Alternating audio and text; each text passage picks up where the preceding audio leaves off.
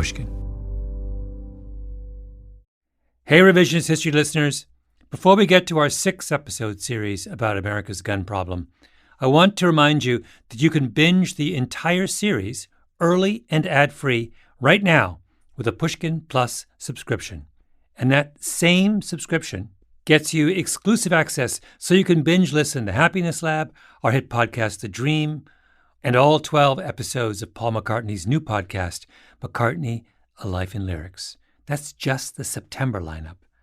Sign up now on our Apple Show page or at pushkin.fm/plus. I read footnotes. I always have. Perhaps it seems like good manners to read everything someone else has written for you, like cleaning your plate when you're a kid.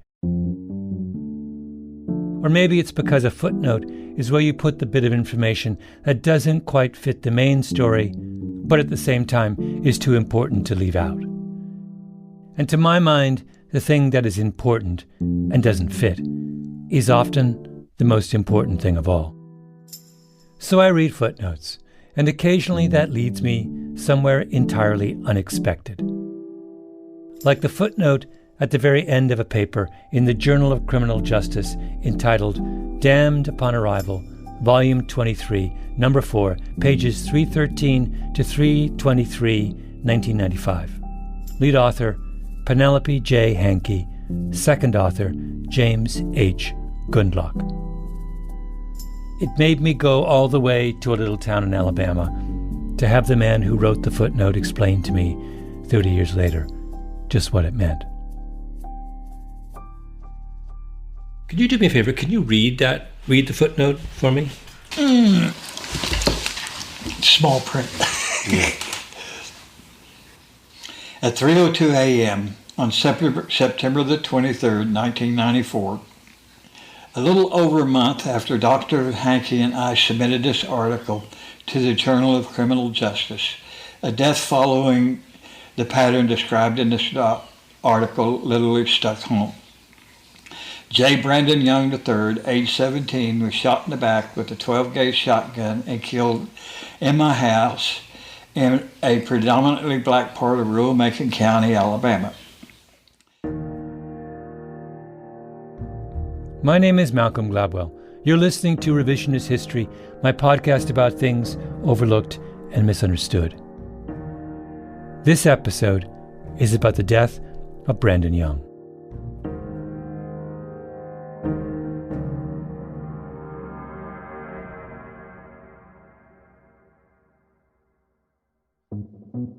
James Gundlach lives in Shorter, Alabama, a little town just south of Tuskegee along I-85. Some parts of Alabama are wild and hilly. This is the other side of the state, flat, swampy, pine trees. Macon County, one of the 18 counties that make up the Black Belt of Alabama, where the cotton plantations were in the days before the Civil War. Gundlach lives with his wife in an 1840s plantation house, a doctor's house. The old slave quarters are in the basement, directly below the old surgery, so the slave stove could heat the doctor's offices during the winter. 2 enormous Anatolian shepherds pad around, presenting their giant heads for attention. The house looks untouched from the 19th century. There's an abandoned truck in the backyard. I grew up tough. I was a World War II baby, and my father came back from the war mentally messed up, and he became an alcoholic. And we lived on a farm. And he would take off on a drinking binge, taking my mother with him, and be gone for days. Gundlach is tall, stooped, wisps of white hair. He moves and talks slowly. That continued on. When I was 11, we ran out of food, and I saw this big flock of blackbirds, crows. And so I took the 12-gauge shotgun, and my brother and we went up and snuck up on them. And as soon as they started flying, I went and I got 2 shots off. And as I was talking to my brother, reminiscing about this, he said, "Yeah, and you said your whole shoulder hurt so much you made me go pick up all the dead birds." But we sat there, started the fire, stripped and dressed out the birds, and on a stick roasted them just to be able to have food. He escaped home by enrolling in the Army, went to college, then graduate school, then to Alabama, and taught sociology at Auburn University. One time, he caught a huge cheating ring going on with teachers in his department and football players and blew the whistle. Made the New York Times. In one of the most football-crazed states in the country, he went after football. Today's the 28th day of my 81st year, so I'm on the old side. And 6 months after I retired, I had an encephalitis infection of the brain. Mm-hmm. And I survived it when I was 66, which is quite rare. But when I came to from it in the hospital, I had company, but I couldn't think of words to say what I wanted to say. He forced himself to go through the alphabet, A to Z, counting all the words he knew that began with each letter. He came up with 196. My first conclusion was that I was essentially brain dead. I may as well put myself down. Then after I thought of it, I thought, well, the way I measured it meant that I'm not completely brain dead, so I just decided against the suicide. Slowly he recovered, built himself back up. He was working on a new paper when we spoke, an analysis of health insurance status and mortality rates. By the way, you will hear all kinds of strange noises in the background as you listen to Gundlach talking. Let me go turn that thing off. Oh, okay. My wife always leaves it unbalanced, and it makes an awful lot of noise. And if I'm going off on tangents that you're not interested in, let me know. Well, some of what you're talking about now feeds into what I want to speak to. So sure. Why don't we start with the stuff that was interesting me the most, which was, I read that Damned on Arrival paper, and I thought it was absolutely fascinating, and I wanted to kind of talk to you a little bit about that, and that'd be a good place to start. Okay. We talked a little about the paper, and then James Gundlach went off on what seemed like one of his tangents, although, as I found out, it wasn't really a tangent at all.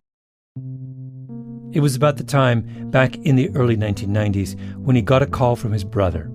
His brother's daughter had run away. The police called him and asked him why he hadn't canceled the missing child. He said, well, she's not back home. They said, well, she's never missed school. She worked out a system by which she was just staying with friends overnight in sequence and just avoiding going home by living out in the world and still going to school. Gundlach took his niece in.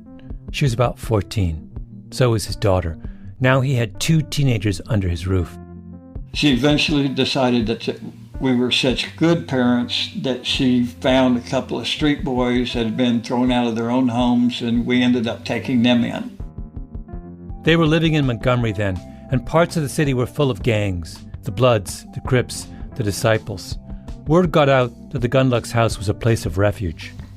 One time, we had this big lizard, and the lizard got out, so I was going around looking for it, and I looked under the bed, and there was this boy. And I looked at him, and he said, I guess you want to know why I'm here. And he was just kind of a temporary quasi-street kid. He was sort of staying at our house to be out off the street and stuff without having contact with the adults in the house. I sat in a small chair next to Gundlach's desk as he talked about the kids he took in. Boys in gangs, boys living off the street, who stole car radios to stay alive and drank cheap liquor to stay warm at night. What is it about you, do you think, that led you to take in so many of these kids? Well, I think it was rooted in the time that our parents left us alone on the farm, that I could really relate to kids not having parental support and subsistence support and other kinds of things. One of the kids they took in came from a little town called Valley in the northern part of the state, an old textile town. He was 17. He was involved in one of Montgomery's many gangs, but he was looking for a way out. His name was Brandon Young. How long did Brandon live with you? Probably only about 6 months. Yeah. But you got to know him well. Oh, yeah. At first, he was very, reserved and suspicious and other such things. But, as we got to know me and stuff, he opened up and would talk about things. And then James Gundlach started talking again about the paper he wrote with Penelope Hankey, Damned Upon Arrival.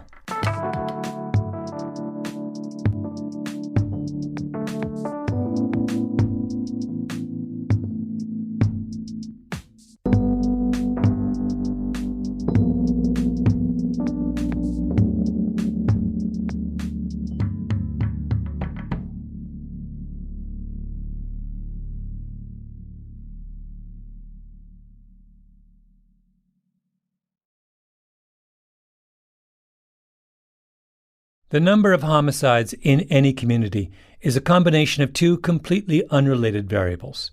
The number of people victimized by acts of violence, minus how good a job the medical system does at saving the lives of those victims.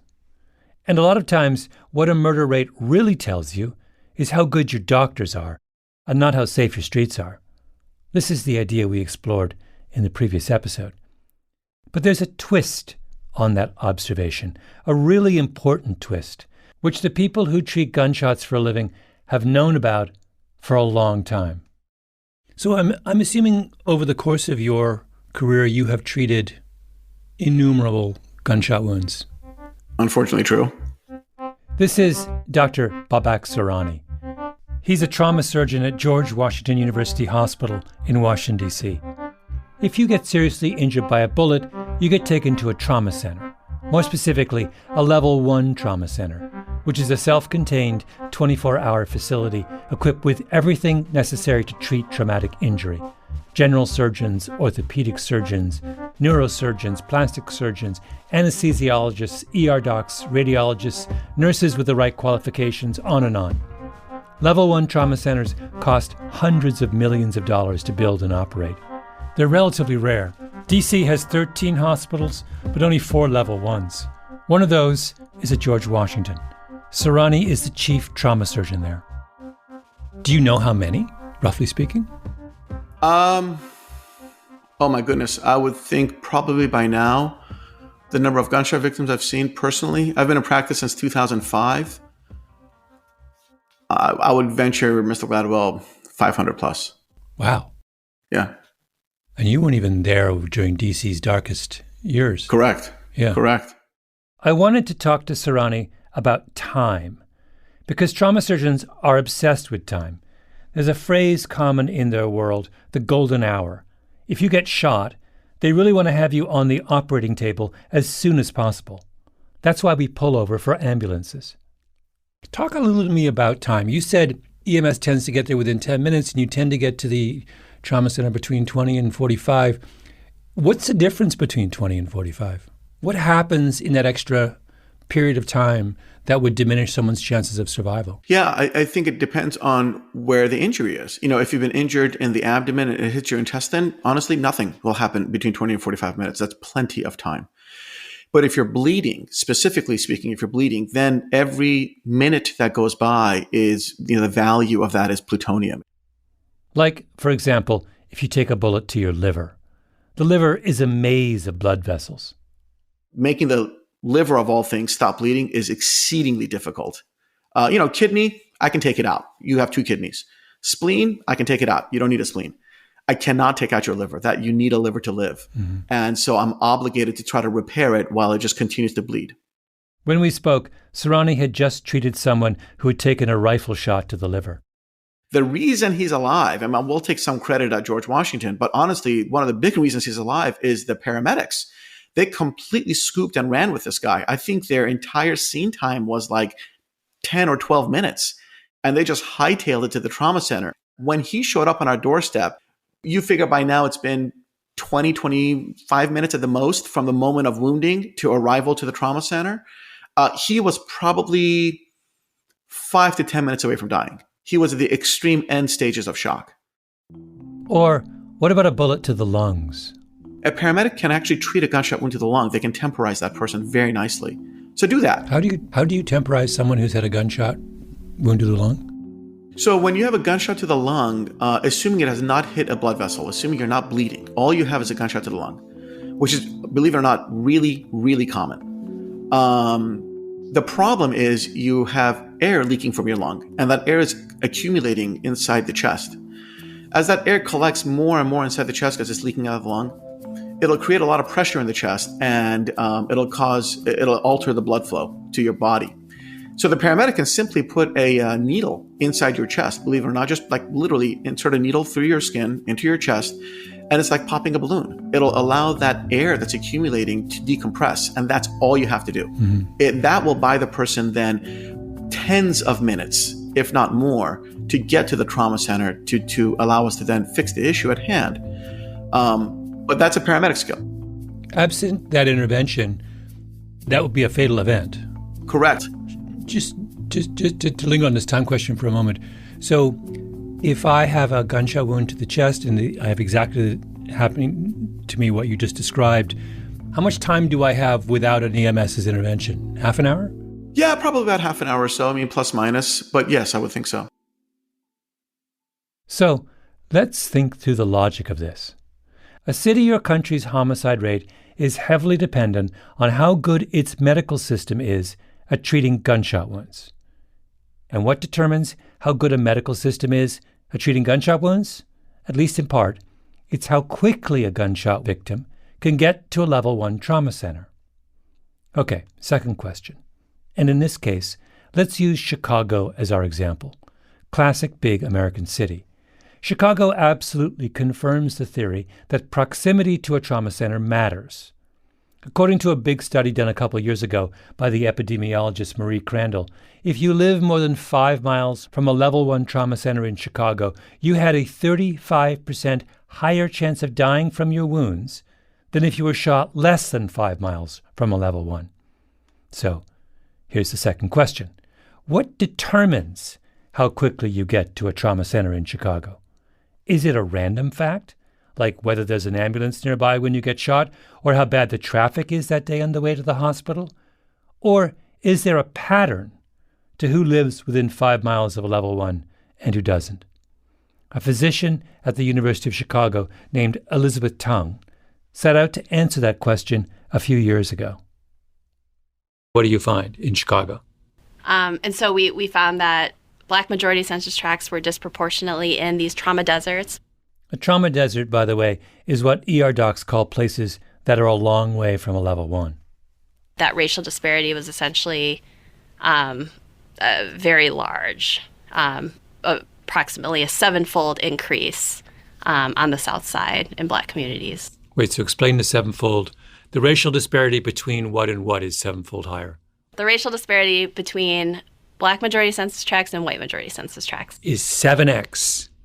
7-fold. 7-fold. Mm-hmm. Wow.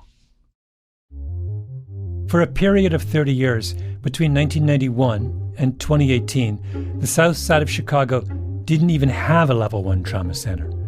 So if you got shot on the South Side, and by the way, the South Side is the area of Chicago where you're most likely to get shot, the ambulance had to take you all the way across the city, uptown to Northwestern or Cook County, or west to Advocate Christ Medical Center, miles away. Now, why did the South Side go so long without a trauma center?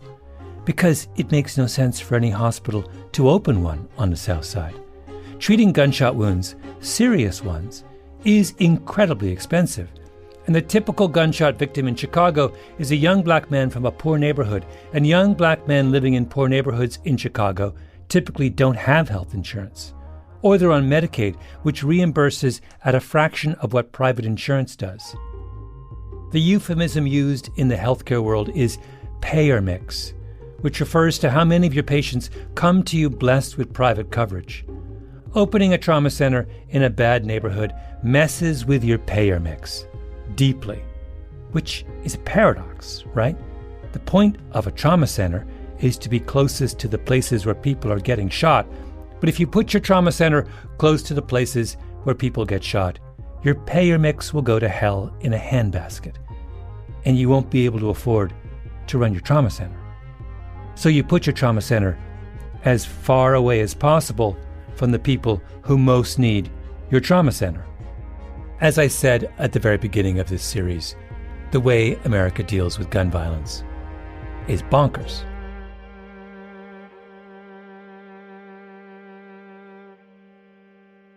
We have a misaligned healthcare system. Yeah. What's the simplest way to realign it? I mean, I think the simplest way to realign it is nationalized healthcare. What she's saying is that if everyone has the same insurance, like they do in Canada or Europe, then hospitals don't have to worry about payer mix. You can put your trauma center where your trauma center makes the most sense and not worry about how much your patients will pay you. It's funny you say this. So I'm not someone in the medical world. Yeah. But I'm certainly sort of familiar with arguments around national health care. It had never occurred to me until just now, listening to you, that if one of the consequences of national health insurance is that hospitals would look different, would do different things, and would be in different places. Yeah. I mean, the idea would be that under a nationalized healthcare system, we could be a little bit more thought out in the planning of healthcare. We're essentially taking the market forces out of that, and we're saying, let's plan this the way that it should be planned, and let's incentivize hospitals appropriately to essentially be able to care for their patients at the level of care they need to be cared for. Yeah. Or let's not penalize people who want to serve the sickest population. Exactly. Which is what we're talking about. Yeah, exactly. Hospitals aren't even just not getting incentivized, they're actually getting penalized. And so that's the problem in terms of our healthcare financing system. Yeah. The way it is. Yeah. Such a kind of it's so weird that you would penalize somebody for essentially for doing the job in the best way, right? The whole reason people go into medicine is to help the sickest people. Absolutely. But the system is set up such that if doctors do what they went into medicine to do, the institutions they work for are penalized. Yeah, absolutely.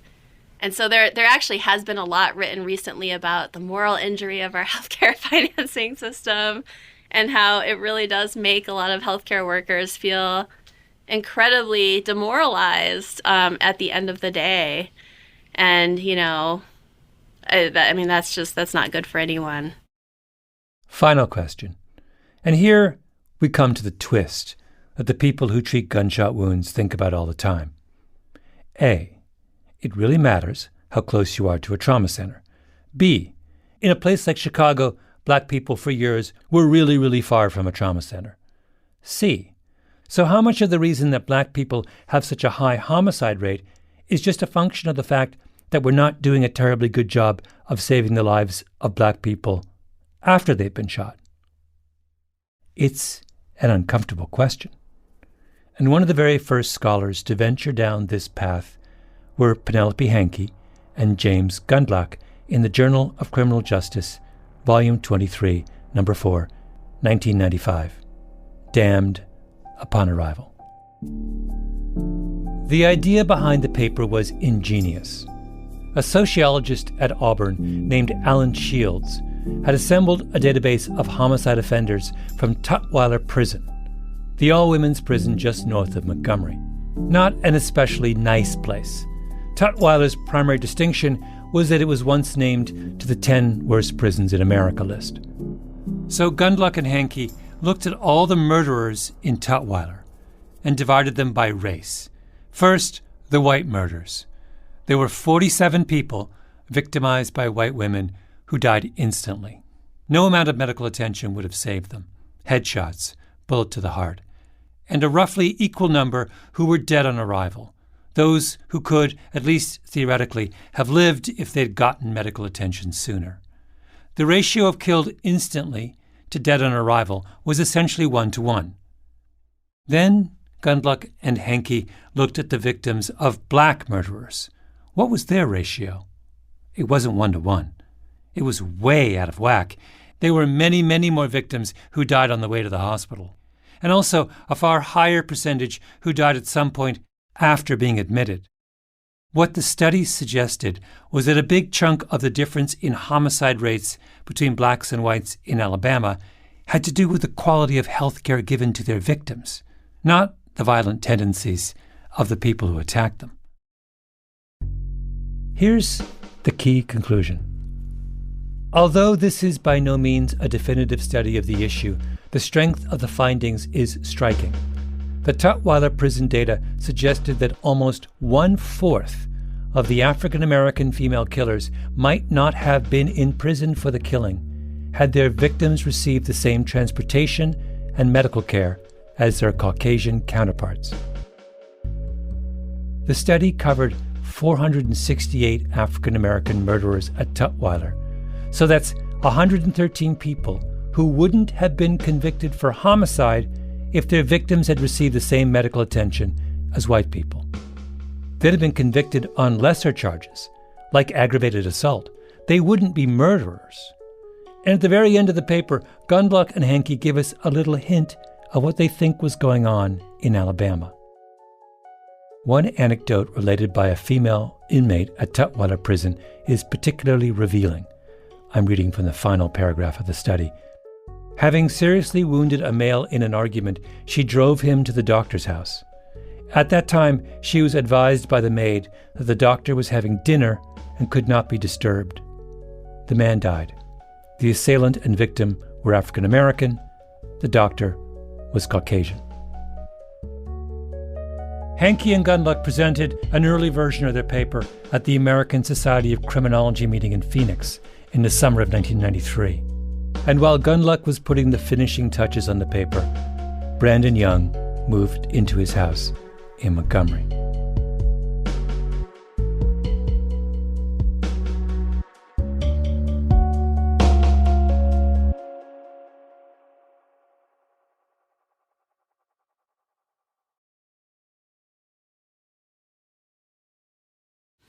He was really a good guy. He was really smart,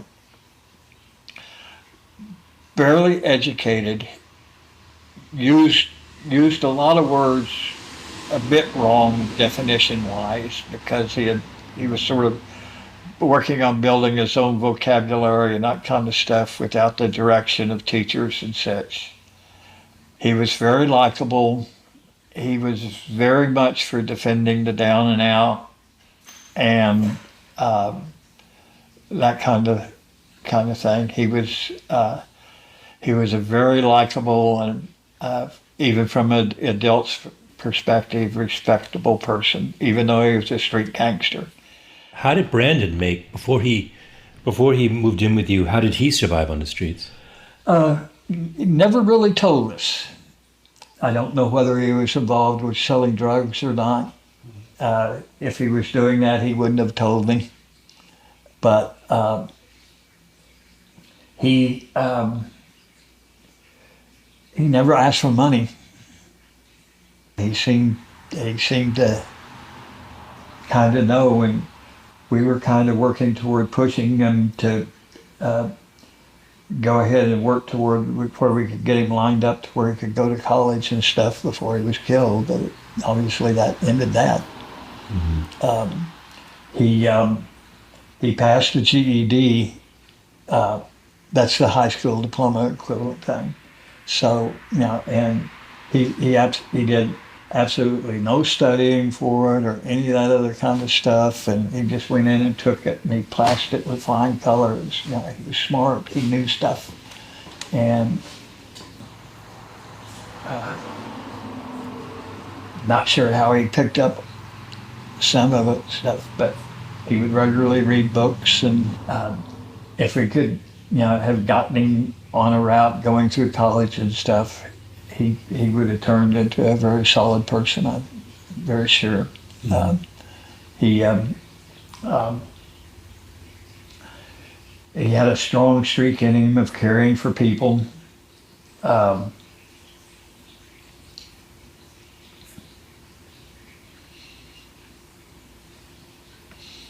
know, I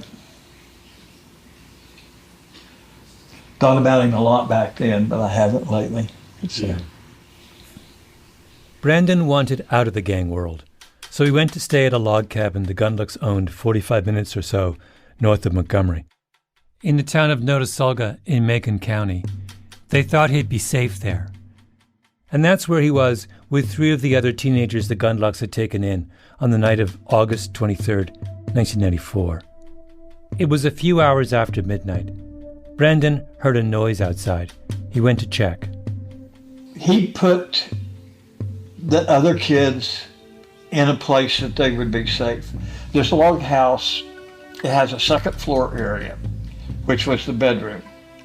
And he had them, and the bedroom area essentially has no windows or other such things because the roof of the house is the ceiling of the bedroom area. And he got them upstairs and told them to get under the bed when he first found out what was going on. And he stayed downstairs to try to figure out what he could do and that kind of stuff. There were 4 people waiting outside. They had a shotgun. They saw Brandon through the window and opened fire.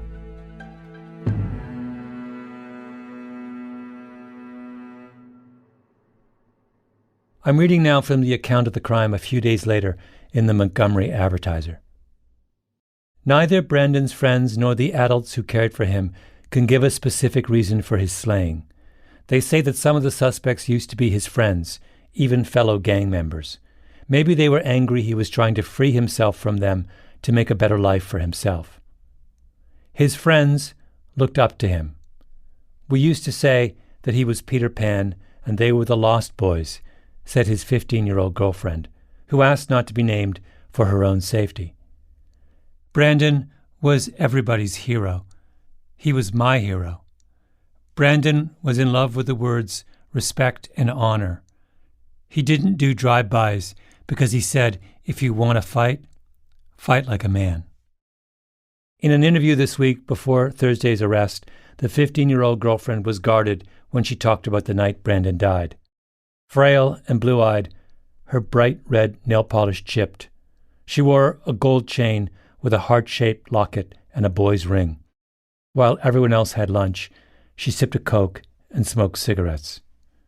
We were going to go to Auburn, she said. We were going to get married. So Gundlach goes back and adds a paragraph to their article. Not a change to the main body of the text, because Brandon Young wasn't a female inmate at Tutwiler Prison. So it was a footnote, because a footnote is where you put things that don't quite fit but are still important to the story. Wait, so take me back to that night. So it's in the wee hours of the morning. Mm-hmm. You're in Montgomery, and you get a phone call. Yeah. It was one of the kids in the house. And so you jumped in your car. Jumped in the car, broke the speed limit, got there. I usually break the speed limit, but I broke it more when I was going there. And I got there before the ambulance did. He was coming from Montgomery, over 40 miles away. The ambulance was coming from Tuskegee, 6 miles away. He got there before the ambulance. The ambulance guy shows up, and did you confront him about why it took so long? I wasn't in any mood for confronting or other such things. He just asked the ambulance driver simply, "Where have you been?"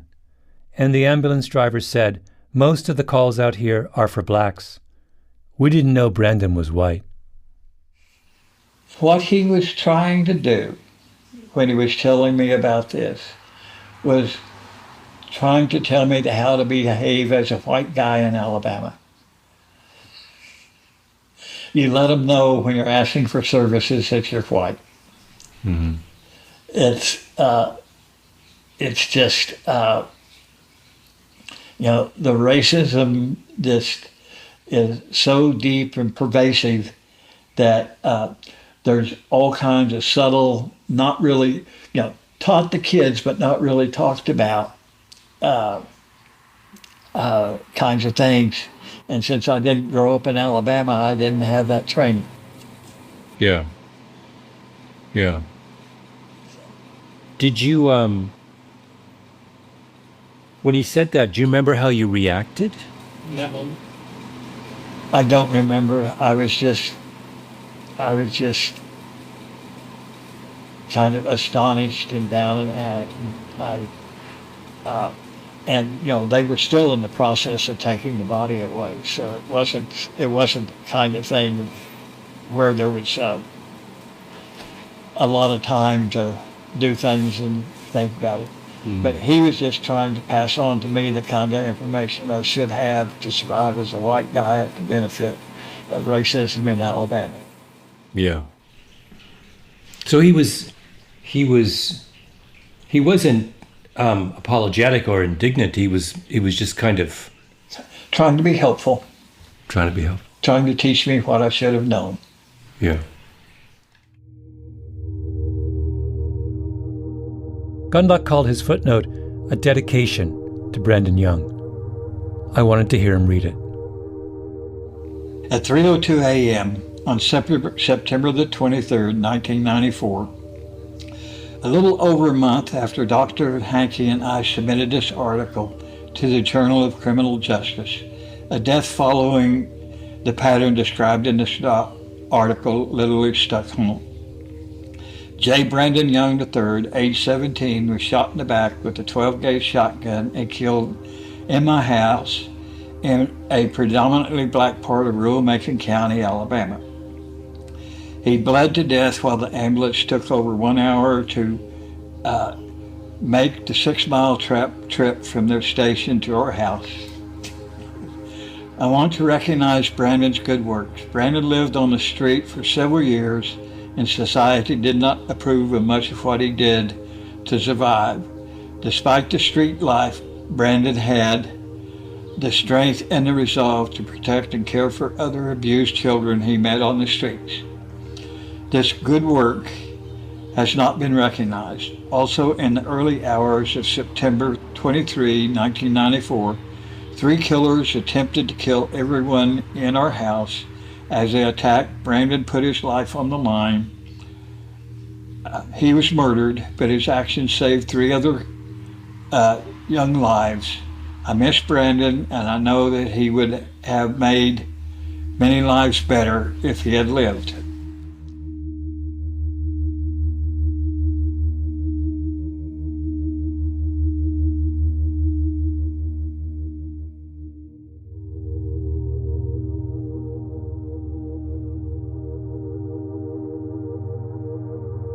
Our Revisionist History Gun series was produced by Jacob Smith, Ben Nadaf Haffrey, Kiara Powell, Tali Emlin, and Lee Mengistu.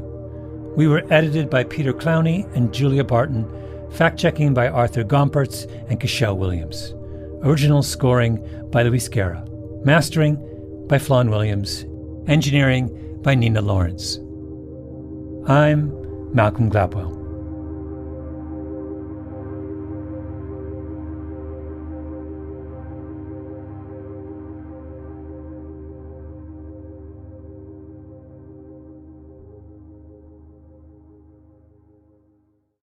You may have noticed there are 2 different dates given for Brandon Young's death. August 23rd, 1994 is the correct date. There was an error in Gundlach's original paper.